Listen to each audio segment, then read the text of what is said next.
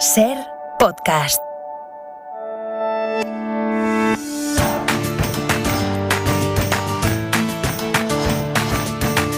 Es posible que a base de manosearlo le hayamos quitado brillo al adjetivo, pero hoy sí creo que nos encontramos ante un momento histórico.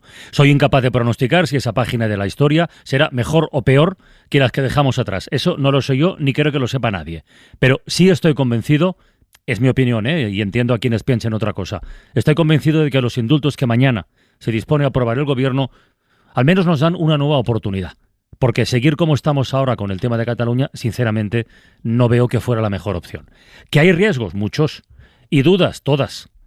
Entiendo a los que les repatea que salgan beneficiados políticos que se saltaron la ley, como entiendo también a los que se indignan porque esos políticos, votados por miles de catalanes, estén en la cárcel. Por eso insisto en que los indultos, si sirven al menos para romper el bucle, son una oportunidad para todos, incluidos los que más vociferan hoy mismo contra esa medida de gracia. De hecho, creo que las ruidosas protestas y los insultos que ha recibido Pedro Sánchez al llegar esta mañana al Liceu, los desplantes dialécticos en estas últimas horas de dirigentes independentistas y la catarata de descalificaciones que llegan desde hace días, sobre todo desde la derecha, yo creo que reflejan lo mismo, el horror vacui, el miedo al vacío de quienes viven confortablemente instalados desde hace tiempo en un escenario de tensión y de enfrentamiento. Creo que los partidarios de conseguir la independencia de Cataluña a la brava, por la vía unilateral, saben perfectamente que eso no va a ocurrir. Lo saben, pero optan por la comodidad de la utopía. Los que sueñan con rebobinar España por la vía de recentralizarla al máximo, tampoco se van a salir con la suya, y también lo saben. Por eso el mensaje de los indultos parece dirigirse sobre todo a los que hace tiempo que se hallan un poco en mitad de esa pelea. Que además existe un interés por parte del Gobierno para apuntalar su mayoría parlamentaria con esos indultos, pues sí, posiblemente, o seguro. Entonces, además de oportunos, serían oportunistas. Pero, bueno, eso es política. Igual que lo sería no hacer nada, perder esos apoyos y tener que convocar elecciones anticipadas. Resumiendo, lo dicho, que es todo muy complicado, que este lío tardaremos mucho en resolverlo, si es que algún día lo conseguimos, pero a veces en la vida hay que arriesgar y admitir, y eso creo que es muy importante, que ganar sin humillar es tan importante como saber perder. Bienvenidos a La Ventana.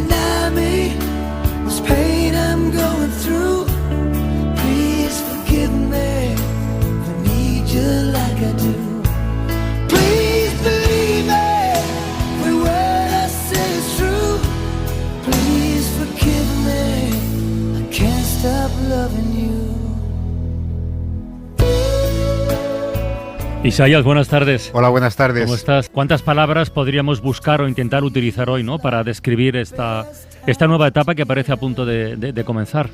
Bueno, pues yo creo que nos hemos quitado un buen peso de la mochila, ¿no? Y es verdad que una medida como esta, pues solamente se valorará en las consecuencias dentro de un tiempo. El problema es que no haber hecho nada ya nos permite ver lo que ha sucedido en los años pasados, en donde sencillamente el problema estaba enquistado. Si esto sirve para intentar el acercamiento y para que se logre un acercamiento, y algunos gestos hemos visto en los últimos días, oye, pues bienvenido sea. Y desde luego aquí el que más se la juega es Pedro Sánchez. Sí. Y ya está. En ese sentido, pues yo creo que es una decisión política, porque un indulto es una decisión política arriesgada, y esto es lo que tienen que hacer los políticos. Después hablaremos del divorcio. Bueno, pues también aquellos políticos arriesgaron, como arriesgaron después con el aborto y como arriesgaron con el matrimonio igualitario. Bueno, pues ya está. se arriesga y después ya los ciudadanos decidiremos qué es lo que pasa. En Radio Mallorca, Matías Vallés, ¿cómo estás, Matías? ¿Qué tal? Buenas tardes. Y has visto que hemos puesto una canción de Bryan Adams, que es una canción de amor, pero en fin, que no tiene ninguna finalidad metafórica tampoco. Pide perdón, ¿no? Yo a falta de saber lo que diga Díaz ¿Tú Ayuso, crees que sabemos perdonar en este país? Yo creo que perdonamos más de lo que nos pensamos. Cuando nos vemos en la situación, perdonamos demasiado. Por ejemplo, yo mismo en mi trabajo procuro no entrar demasiado en contacto con las personas de las que hablo, porque es que las perdonaría todas, ¿no? Cuando entras en contacto con alguien, es aquello que dicen en francés, comprenderlo todo es perdonarlo todo, ¿no? En cuanto escuchas las dos versiones, todo te parece tolerable. Y en este discurso, en esta intervención de Sánchez, lo que tengo que decir desde la palabra estricta que hablabais el otro día en Alcalá de Henares, es que ha pronunciado el mejor discurso de su carrera. No entro en tal, pero es el mejor discurso, y ha rescatado aquella desenvoltura progresista que tenía Adolfo Suárez, ha reanimado el espíritu de la Constitución de 1978 con dos particularidades. En Cataluña, que es la tierra que más votó aquella Constitución, y además la enarbola frente a una derecha que se proclama heredera y que cada día nos está asustando, que se está violando la Constitución, pues Sánchez la reivindica. Y luego es muy importante, como tú decías, seguir. Tú lo has dicho así, seguir no era la mejor opción, él también lo ha dicho muy bien. El coste social de mantener la situación actual no es alto, es prohibitivo. Y además lo hace sin ilusionarse, es decir, no dice, son buenos, no han hecho nada. No, dice, sabemos que la unanimidad es imposible, no esperamos que cambien sus ideales, y se plantea una pregunta muy estremecedora para un presidente del gobierno. ¿Cambiaríamos nosotros nuestros ideales si nos encarcelaran? Y eso me parece tremendo. Y hay un final, y así me permites, el final del discurso donde dice, no concibo una nueva España sin Cataluña al frente. Esto no se atrevería a decirlo casi ni Jordi Pujol en sus mejores momentos, y es tan fuerte que el propio Sánchez ha vacilado un poco aquí, le ha temblado la voz cuando ha dicho esta frase. Yo esta mañana, y lo que voy a decir, lo diría exactamente igual si en ese momento hubiera habido un gobierno del Partido Popular o del Partido Socialista en España. Esta mañana pensaba, con toda la parafernalia del acto del Liceo, incluso las protestas, el contenido del discurso de Pedro Sánchez, ¿qué hubiera ocurrido si hace unos cuantos años, antes de que empezara todo esto, con las primeras grandes manifestaciones de protesta en Cataluña por la sentencia del Constitucional, del Estatut, cuando esto se empezaba a mover y daba pistas muy claras de hacia dónde podía dirigirse, si un presidente del gobierno se hubiera plantado al día siguiente en Barcelona diciendo, señores, ¿qué pasa? ¿Qué estamos haciendo? ¿Qué podemos hacer? No quiero que os vayáis, queremos reencuentro. Esta palabra utilizada hoy, si se hubiera utilizado hace unos años con esta misma gestualidad, ¿dónde estaríamos? No lo sé. Es política ficción y no tengo respuesta. Bueno, pero seguramente se hubieran evitado algunas cosas. Yo creo que sí. Yo creo que el Partido Popular también debería mirar a Cataluña, porque el Partido Socialista de Cataluña ha sido el partido más votado en las últimas elecciones. Es decir, el Partido Popular a veces plantea la situación como si en Cataluña hubiera independentistas y españoles. Bueno, pues incluso cogiendo ese criterio extraviado del Partido Popular, habría que decirle al Partido Popular que le han votado al candidato de ella muchos españoles de Cataluña. A lo mejor ellos saben que, bueno, ese partido está tomando decisiones que en Cataluña pueden venir bien o no. Yo solamente tengo una duda técnica sobre Puigdemont, porque quizás ahora él quiera regresar, pero claro, estos indultos no le afectan a él, y entonces esto podría ser un nuevo acto en este terreno, pero bueno. Mira, esta mañana, entre el público que ha escuchado en directo en el Liceu la intervención de Pedro Sánchez, bueno, había muchos personajes interesantes. Hemos elegido uno que, a ver si me explico. Ernest Benach fue presidente del Parlament de Cataluña entre los años 2003 y 2010, en los tiempos del tripartito, cuando gobernaban juntos socialistas y Esquerra Republicana, además iniciativa que son los comuns, cómo ha cambiado el panorama. Bueno, dice, estaba ahí como expresidente. No, Ernest Benach hoy es una persona alejada de la primera línea de la política y es director de una empresa, de una consultora de asuntos públicos, se llama Vinces, y como tal le han invitado. Pero yo creo que es muy interesante en esa doble mirada, en esa doble perspectiva, poder hablar con él y nada, que nos cuenten 3 o 4 minutos qué le ha parecido en la intervención del presidente del gobierno. Ernest Benach, buenas tardes, buena tarde. Buenas tardes. ¿Qué tal, Ernest? ¿Cómo estás? ¿Qué tal? Bien. Matizo, yo soy director de Vinces en Cataluña. Sí, en Cataluña, sí, lo sé. Y como tal, como integrante de esto que llamamos, no sé si bien o mal, sociedad civil, ¿con qué impresión sales de este gesto y de este discurso de hoy? Bueno, es indudable que cuando hay un conflicto, solo si pasan cosas se puede intentar encontrar soluciones. Si no pasa nada, es evidente que nunca habrá una solución, ¿no? Por lo tanto, desde este punto de vista, que se haya anunciado hoy precisamente, además de la manera que se ha hecho, con toda la formalidad, en el ámbito que se ha hecho, etcétera, el indulto para los presos catalanes es sin duda un gesto, y por tanto pasan cosas, ¿no? Que es un poco lo que necesitábamos todos, creo yo, ¿no? Que pasasen cosas. A partir de ahí, la siguiente pregunta es, bueno, ¿y después qué? ¿No? Y aquí es donde pienso que la mesa de diálogo coge una importancia muy relevante. Es decir, primero, encontrar de nuevo un marco de diálogo, y segundo, ¿para qué sirve este marco de diálogo? Pero esto, sin el gesto previo, hubiese sido más difícil. Con este gesto yo pienso que se ayuda, y por tanto, más allá de valoraciones de la puesta en escena, más allá de valoraciones del discurso de Pedro Sánchez, más allá de todas estas valoraciones que evidentemente se pueden hacer, yo creo que desde el punto de vista más práctico, y en Cataluña este punto de vista también tiene su interés, pues es un paso importante. Sí. Ernesto, una pregunta. En la platea de hoy del Liceu, ¿cuándo ha terminado el acto? Bueno, antes y después. Que a veces en esos comentarios aparecen claves muy interesantes de intentar decodificar. ¿Qué decíais los asistentes? ¿Qué habéis comentado? ¿Qué decía la gente en general? Bueno, tampoco ha sido un acto de entusiasmo máximo. Es decir, ha sido más bien una conferencia, por tanto, con sus limitaciones. El Teatro del Liceu yo pienso que impone mucho, y por tanto, por ejemplo, antes de empezar había un silencio sepulcral, como si fuésemos a asistir a una obra de teatro, ¿no? Pues había un silencio mucho respeto y tal, hasta que no ha entrado el presidente del gobierno, no ha habido la reacción, ¿no? En posteriori se han hecho corridos, lógicamente, se ha hablado la gente ha hablado, comentado, unos lo encontraban más bien, otros más justo, pero en definitiva yo creo que la gente al menos por lo que yo he oído y he comentado con distintas personas, es que este era un punto de inflexión, importante. Y creo que esto, en la relación que de alguna manera se ha establecido en los últimos años entre Cataluña y España, hacía falta. Yo no veo ahora mismo a Ernest Benach, supongo que no lleva corbata y que no ha ido al acto con corbata, siguiendo aquella... Pues sí, estoy con corbata y siempre lleve corbata, ¿eh? Siempre lleve corbata. No, le quería decir... Lo mismo. Respecto en el tono, ha dicho Pedro Sánchez hoy, vamos a sumar simbólicamente a los cientos de miles de personas que siguen a estos presos, ¿no? Es un reconocimiento de que también hay un sector muy importante de la población catalana que está de acuerdo con los presos, que faltó, por cierto, en el discurso del rey del 3 de octubre. ¿Usted, una vez escuchado el discurso, cree que debería haber habido una representación de la actual Generalitat en el acto, en el Liceu? Esto, si me permite, no me corresponde a mí ni analizarlo ni juzgarlo. Yo respeto absolutamente, de la misma manera que he escuchado a Pedro Sánchez, y lo he hecho con todo el interés, además, no solo con el interés, sino desde el punto de vista de la colectividad, no solamente los profesionales, sino desde el punto de vista de la colectividad, pienso que era importante poderlo escuchar. También creo que el gobierno tiene sus estrategias, ellos sabrán cómo ha ido esta cuestión, las invitaciones, los anuncios, etcétera, etcétera, y por tanto no me toca ni opinar sobre el tema. Ernest, en la recuperación económica siempre nos planteábamos si la cosa sería en V, en W, con altos y bajos. En esta recuperación de la confianza, del diálogo, del acercamiento, ¿usted cómo cree que va a ser esa recuperación?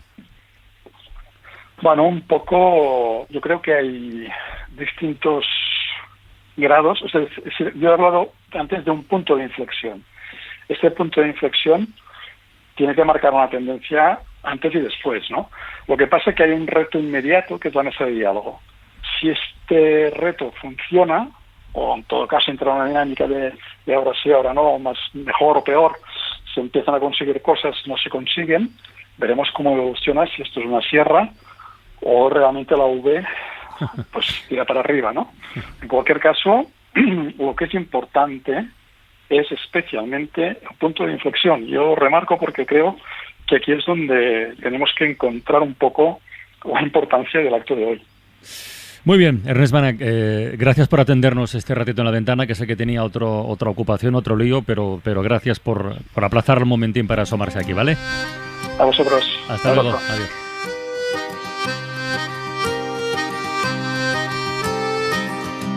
Ojalá que las hojas no te toquen el cuerpo cuando caigan, para que no las puedas convertir en cristal. Ojalá que la lluvia deje de ser milagro que baja por tu cuerpo. Ojalá que la luna pueda salir sin ti. Antes lo comentó Isaías un poco de pasada, que íbamos a hablar del divorcio y, joya, es verdad que en esos últimos años se han hecho un montón de metáforas cuando hablábamos del procés, con la de la separación, el divorcio, si amistoso, si no. A mí la verdad que las metáforas en este terreno me gusta más bien poco, porque creo que hay vocabulario suficiente en la política como para que nos podamos entender en lo que queremos decir. Pero sí, mañana se cumplen 40 años de la primera ley del divorcio de la democracia. Un derecho que ahora parece así como muy normal, muy habitual, muy elemento del paisaje, pero que era absolutamente tabú en este país. El texto establecía por aquel entonces un sistema de divorcio que requería un año mínimo sin convivencia y además alegar causas para formalizar la ruptura. Causas como la infidelidad, el alcoholismo, el abandono del hogar. Bueno, una ley que con todas sus limitaciones supuso un antes y un después, supuso un cambio trascendental en la sociedad española y luego además se actualizó en 2005. María Dolores Lozano es presidenta de la Asociación Española de Abogados de Familia y nos está escuchando hasta ahora en la ventana. María Dolores, buenas tardes. Hola. Buenas tardes, ¿qué tal? ¿Qué tal? Bienvenida. ¿Qué tal? ¿Qué tal? Una ley, sí, esto me gusta subrayarlo, que hace 40 años se exigía el paso previo de la separación, pero eso ya en 2005 se modificó con la reforma del Código Civil. Y ese fue un paso importante también, ¿eh? Bueno, esto fue un paso importantísimo, finalizar con la culpa, con la diferencia entre el cónyuge inocente y el cónyuge culpable, y esto pues habilitó una libertad, digamos, una libertad personal, ¿no?, a la hora de abordar el tema del divorcio, y también finalizó con la necesidad de estar previamente separados para poder acceder al divorcio. En realidad, la ley del año 81, conocida por ley del divorcio, en realidad era la ley de la separación, porque primero había que separarse. Exacto. Y luego tras divorcio, digamos, el divorcio era el último recurso, tras un periodo de separación judicial pues de 1 año, 2, 5, dependía de las causas que se establecían en los artículos del esos antiguos artículos del Código Civil. Luego se pasaba al divorcio. La ley del 85 lo que ha, digamos, modificado del año 2005, es que ya no hay que estar separado legalmente o judicialmente para poder acceder al divorcio. Lo que se conoce popularmente por divorcio exprés, que no existe, divorcio exprés, esto es lo que supuso esta ley. ¿Por qué se divorcia la gente, María Dolores? ¿O por qué se sigue divorciando? Bueno, yo creo que la gente se divorcia principalmente porque se casa. Esto es la primera causa del divorcio, es el propio matrimonio, haciendo un poco de broma, como decía Karl Marx, ¿no? Pero yo creo que la gente es muy seria a la hora de abordar cuándo se divorcia o cuándo se separa, y es cuando no le queda más remedio. Esa idea que existe de que la gente actualmente se divorcia alegremente no es cierta. Las personas se divorcian porque tienen un motivo, el que sea, de suficiente peso para esa persona como para decidir poner fin a su convivencia con su pareja. Yo quería recordar que la ley de divorcio lleva la firma de Fernández Ordóñez, que fue excomulgado por todas las fuerzas de la derecha y nunca se divorció. Es decir, muchos de quienes le criticaron se divorciaron. No como Álvarez Cascos, por ejemplo, ¿no? Que escribió artículos furibundos sobre el asunto y mira qué carrera lleva. Mira cómo, sí. Y además hoy, porque hemos vivido un día muy Fernández Ordóñez. Cuando llegó Felipe González al poder, dijo que no habría ministros de la UCD en sus gobiernos, y por supuesto ahí está Fernández Ordóñez. Pero le quería preguntar una cosa, María Dolores.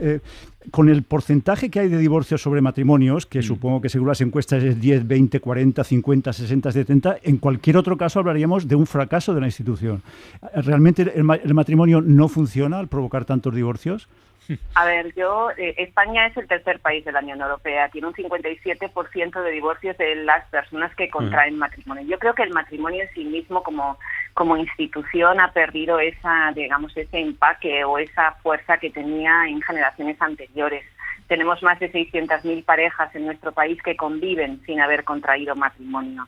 Por tanto, yo creo que no es que el matrimonio haya fracasado o fracase, sino que tenemos unas percepciones diferentes a la hora de la formación de nuestro modo de vida y de las nuevas familias.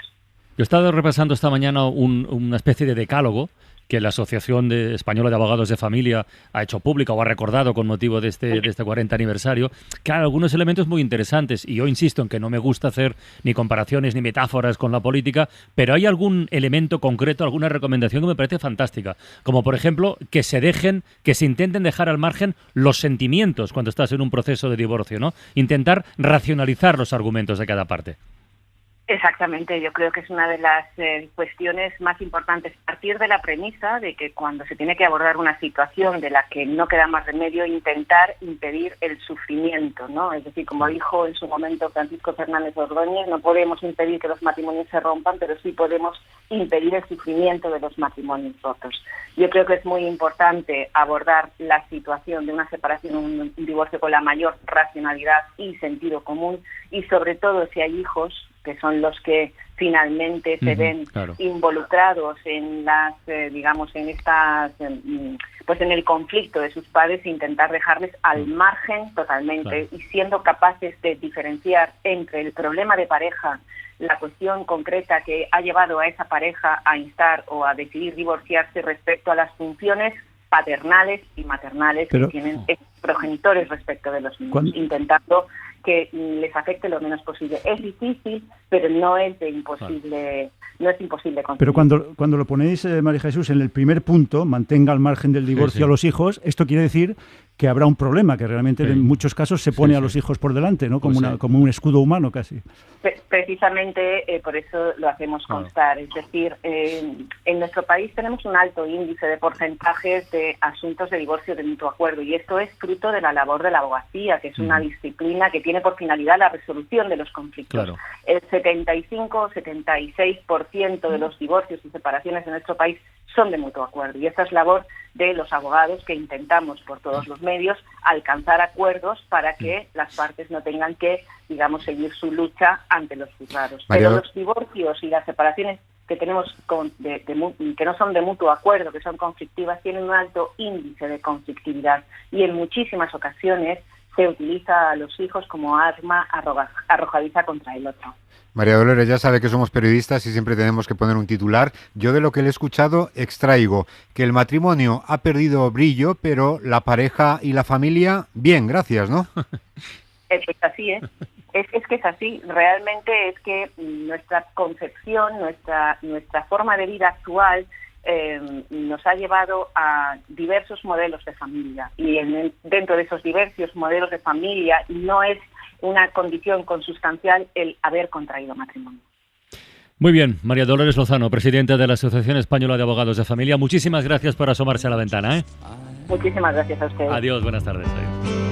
But she's not afraid to die. All of her friends call her Alaska. When she takes speed, they laugh and ask her what is in her mind.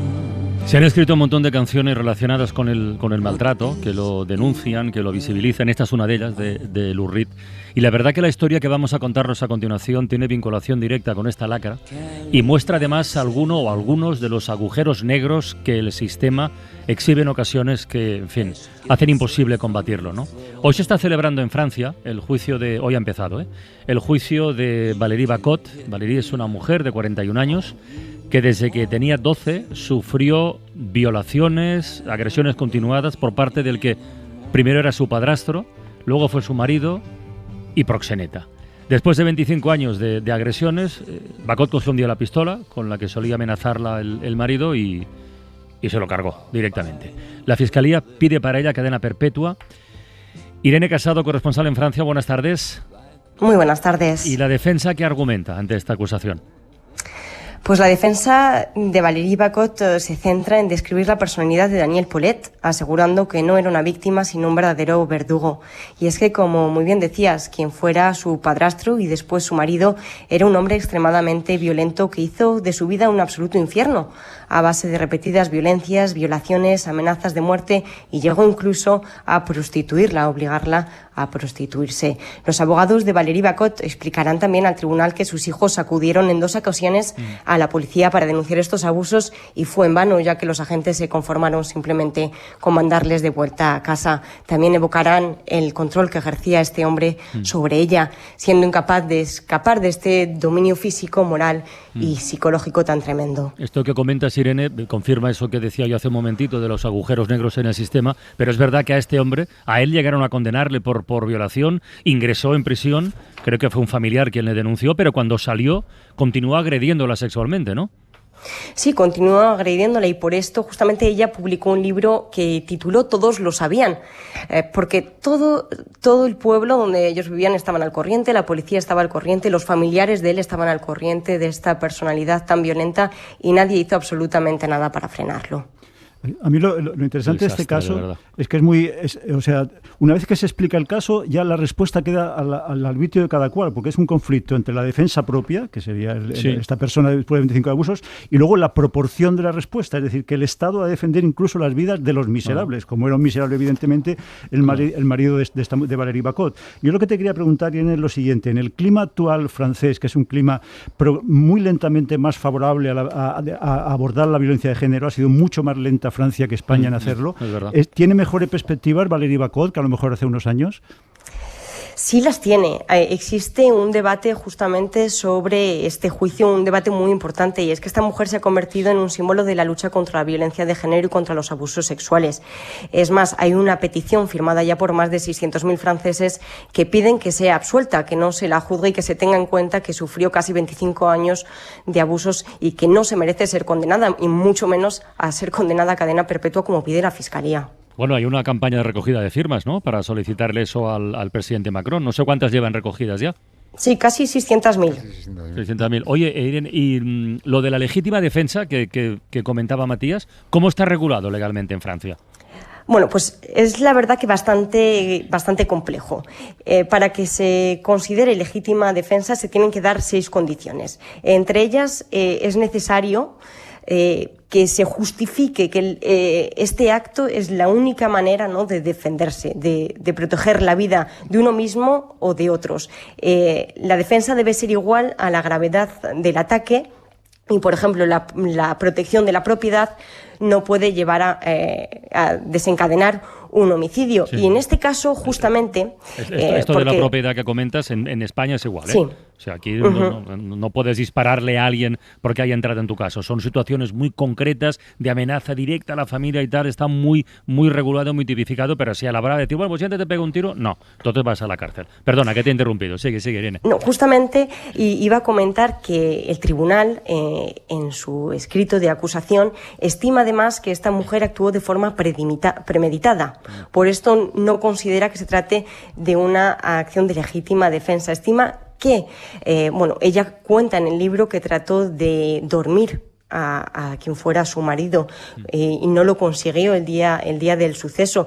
Le metió somníferos en el café. Entonces se sospecha, además, que también escondió la pistola, que escondió entre sus pertenencias, todo para acabar con la vida de este hombre que la maltrató durante años. Por todos estos motivos han descartado por ahora que se pueda solucionar este juicio, claro, recurriendo a la legítima defensa. Es que la legítima defensa en Francia como en España, digamos, es la respuesta a un ataque concreto. Y este hombre en ese momento no la estaba atacando, aunque haya estado 25 años atacándola. Si después le matas cuando él está durmiendo o cuando no se produce un ataque previo, es muy difícil demostrar. Así que lo más lógico, desde luego, es la condena. Y después, pues mira, volvemos a los indultos. Exacto, es decir, si los indultos existen, están precisamente para esto, para comprender que efectivamente esta acción merece una condena penal, pero para decir que esta mujer efectivamente no merece, después de haber estado 25 años encarcelada con un marido que la maltrataba y que la violaba, pues encima después de estar encarcelada en la cárcel por lo que hizo, ¿no? Y iba a añadiros un dato interesante, ¿no? Quizá que dio arrojó un poco de luz sobre lo que está viviendo esta mujer, y es que hoy ante el juez le ha preguntado cuál era la motivación de su acto, y ella lo ha dicho con una frase muy simple: quería protegernos, incluyendo a sus 4 hijos. Irene, ¿hasta cuándo dura el juicio? Perdona, Matías, sí, habla tú, que te he cortado, solo es que va al hilo de todo esto. En Francia, Irene, llevan una racha muy intensa de preocupación por delitos de índole sexual. Primero la pedofilia de aquel escritor Gabriel Magner, luego el incesto de un constitucionalista ilustre como Olivier Duhamel. Aquí se suman todos los casos. Hay la sensación de que algo se está haciendo mal o solo es, como se suele decir, el sensacionalismo de los medios. Pues yo lo que creo es que se está empezando a hablar de ello. Claro. Más bien ha sido un problema que ha existido siempre y era un problema del que no se hablaba. Y ahora justamente pues está empezando a hablar de ello y salen muchos casos de personajes conocidos a los que los medios prestan mucha atención y quizá gracias a estos lamentables casos se habla de la violencia que sufren en el día a día muchas mujeres francesas. Este café es un poco circular porque antes también lo hablábamos con el divorcio, es decir, la gente se empezó a divorciar después del 81 no porque los matrimonios se rompieran más, sino porque se podían divorciar. No es que antes los matrimonios funcionaran todos estupendamente bien. Pues aquí pasa un poco lo mismo, es decir, yo creo que se está rompiendo el silencio, se está rompiendo también y se está acabando el aguante de mujeres que están soportando este tipo de agresiones y esto da la sensación de que quizás están creciendo y a lo mejor lo que está creciendo, y eso sí que es un lado positivo, es la denuncia, aunque el lado negativo, por supuesto, es que se produzcan las agresiones. ¿Hasta cuándo dura el juicio, Irene? El juicio dura hasta este viernes 25. Y un apunte solamente para también remarcar lo que está pasando ahora mismo en Francia. Como hablábamos de visibilizar justamente este problema, hay un movimiento feminista que funciona muy bien en París, que todas las noches salen a colgar carteles en toda la ciudad para dar algo de luz sobre el número de feminicidios. Los podemos ver casi por todas las calles parisinas justamente para evitar que caigan en el olvido. Muy bien. Irene Casado, un abrazo, compañera. Gracias, buenas tardes. La Ventana, en Ser Podcast. A ver, Matías, Isaías, sabéis, bueno, se celebran varias cosas en este 21 de junio, empieza el verano además y tal, pero ¿sabéis uno especial que se celebra hoy? A ver, dinos. Hoy es el Día de la Música. Hoy es el Día de la Música y yo creo que está bien recordar que la música, además de ser un motor creativo, de bienestar emocional, de tantas cosas, tiene un poder especial para conmover, para educar, para remover conciencias. Y tenemos un ejemplo fantástico. Una canción que la canta un artista que se llama Diamar, pero cuya letra ha escrito una alumna de ESO, una alumna canaria de 13 años que se llama Laura Eceasor, a raíz de un ejercicio propuesto por su profesor de música en el Instituto Santa María de Gude, en Las Palmas de Gran Canaria. El profesor se llama Carlos Rodríguez. La canción se titula Ignorancia Social y relata el drama de la inmigración desde un punto de vista muy particular, muy personal. Mi color me delata, mis rizos no cantan, pero soy de acá, aunque eso da igual, que te voy a contar. ¿Y qué puedo hacer? No se puede evitar miradas altivas y el dedo de escarnio, sentirme inferior. ¿Cómo puede pasar? Ya no aguanto más. Ignorancia social. Laura, buenas tardes, hola. Hola, buenas tardes. ¿Cómo estás? Profesor Carlos Rodríguez, buenas tardes también. Hola, muy buenas tardes. A ver, empiezo con el profe solo por una cosa. La letra es de una madurez que no sé si se corresponde muy a menudo con una persona de 13 años. Para nada, y cuando lo hizo solamente tenía 12 años, en octubre. Oye, Laura, ¿cómo te surge la idea? Pues la idea surgió de, yo no soy muy buena para expresarme, pero cuando el profesor nos dijo para hacer la canción, pues estaban viniendo muchas pateras y la gente en las redes sociales los criticaban o hablaban mal de ellos.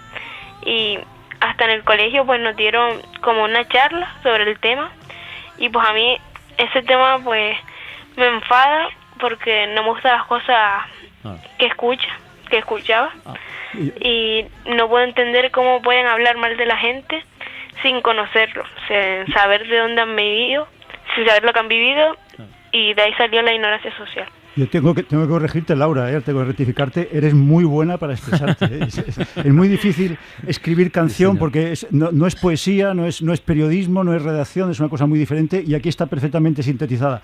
Solo te voy a decir una cosa como medio periodista o periodista con algunos años. Yo le cambiaría el título. A mí me gusta mucho Mi color me delata, Mitad y mitad o Soy de acá, que son cosas que dices en la canción, fantásticas, mitad y mitad, soy de acá. Ignorancia social lo veo un poco demasiado serio, pero la canción es maravillosa, de verdad. Gracias. Si tú tuvieras que buscar a mí escuchando la canción me queda claro, ¿eh? Pero si tuvieras que definir en pocas palabras qué supone la ignorancia social, ¿qué dirías, Laura? Antes lo has explicado muy bien, ¿no? Es sencillamente juzgar al otro sin saber qué ha sido la vida del otro, ¿no?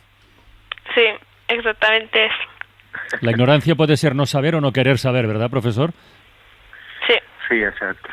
Carlos, ¿tratáis mucho este tema en el instituto? ¿Los chavales están concienciados, preocupados, debaten sobre el tema de la inmigración? Sí, mucho. Y este año precisamente por el tema de la inmigración, enseñar África como tema transversal del instituto, el muro de México en la época Trump, consideramos de hacer muchas charlas y tratar este tema en las distintas materias. Si tuviera que poner el profesor una nota por los chavales que conoces, digo, de nivel de comprensión, aceptación, etcétera, de este fenómeno, ¿sería una nota que necesita mejorar mucho o que ya es correcta en estos momentos?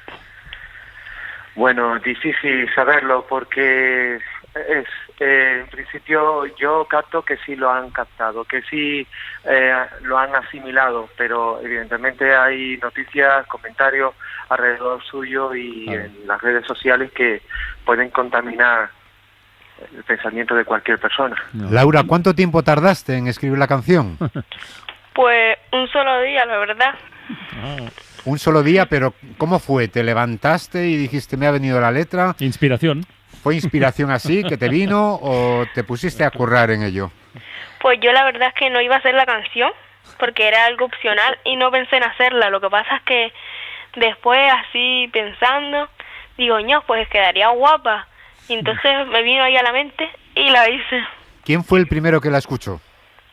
Pues mi madre. ¿Y qué te dijo tu madre? Mi madre pues se quedó asombrada. Dice, ño, qué bonita.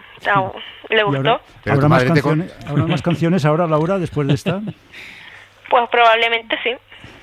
¿Pero tú habías pensado alguna vez en dedicarte, no sé si dedicarte, pero sí, dedicarte a la música? ¿Te había pasado por la cabeza alguna vez o qué? De pequeña, pues sí, yo quería ser cantante. Ah. ¿Y ahora pues qué quieres ser? Ya no hables en pretérito, ¿eh? Digo, ¿ahora qué quieres ser? ¿Ahora qué quieres ser, Laura? Pues profesora de educación infantil. Ajá. ¿Qué iba a decir el profe? ¿Qué te he oído por ahí de fondo, Carlos? ¿Qué ibas a apuntar? Tiene madera porque ella ya ha creado canciones y letras desde hace tiempo, por lo que me ha contado. Y Carlos, una canción como método pedagógico es mejor, a lo mejor que una clase, que un discurso, que una cosa bien intencionada pero que no llega tanto, que no pega tanto. Evidentemente, yo considero que cualquier cosa que llegue a un proyecto que pueda unirse a otros institutos, colaborar y también con la artista canaria afincada en Madrid y demás, que también se lo agradezco por su aportación. Claro. De ofrecernos en las redes sociales, pues hemos conseguido que tanto la letra como la música se uniera de una manera sorprendente. Laura, déjame que te pregunte una cosa, ya nos molestamos más. En el vídeo que acompaña la presentación de esta canción se escenifican escenas de, momentos de rechazo, a ti concretamente, ¿no? Es un vídeo. ¿Tú en la vida real has vivido eso en algún momento? Miradas de esas altivas que describes en la canción, gente pues sí, lo has vivido. Sí. ¿Lo has vivido? Aunque ahora estoy mucho mejor, pero sí. ¿Lo has vivido en la calle, en el ámbito escolar? ¿Dónde lo has vivido? Pues algunos en el colegio y otros pues cuando salía por ahí en la calle.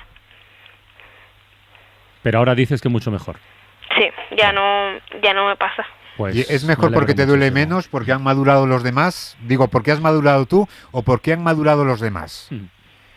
Oh, pues yo no sé por qué a mí me miran, yo digo, me miran porque soy guapa. Tú has madurado, efectivamente. Bueno, Laura Ezeasor, oye, felicidades por la canción, por la idea, muchísimas gracias. Y al profe, a Carlos Rodríguez, felicidades por la idea también, ¿eh? Muchas gracias. Venga. Y también a Elisa Rincón. Gracias. A cuidarse mucho. Adiós. ¿Qué puedo hacer? No se puede evitar miradas altivas y el dedo de escarnio, sentirme inferior. ¿Cómo puede pasar? Ya no aguanto más.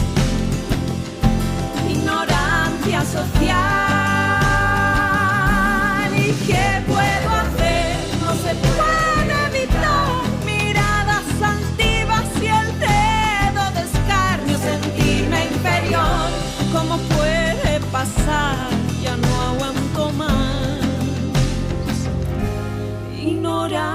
justicia social. Matías Valles, hasta la próxima semana, amigo. Ante la duda hay que perdonar, Carles. Siempre.